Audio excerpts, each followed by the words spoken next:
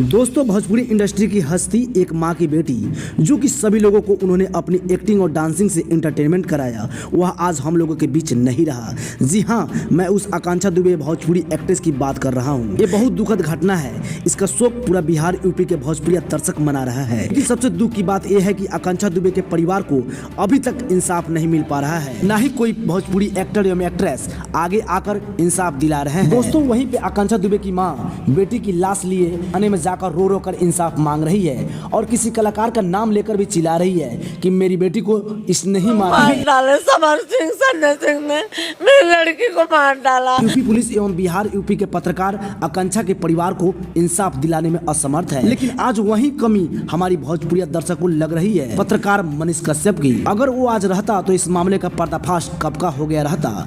अभी तक कोई भी पत्रकार उस सच्चाई को नहीं दिखा पा रहा है जिस कारण से आकांक्षा दुबे की मौत हुई है। क्योंकि लाइव रिपोर्टिंग करने के लिए हिम्मत चाहिए, लेकिन यहाँ पे बिहार यूपी के पत्रकारों के अंदर हिम्मत नहीं, डर पैदा कर दिया गया है ताकि वो सच्चाई न दिखा पाए। लेकिन हमारी भोजपुरी दर्शक से विनती है, आकांक्षा दुबे की मौत खुदकुशी है या मर्डर, इसका पर्दाफाश कर आकांक्षा दुबे के परिवार को इंसाफ दिलाया जाए।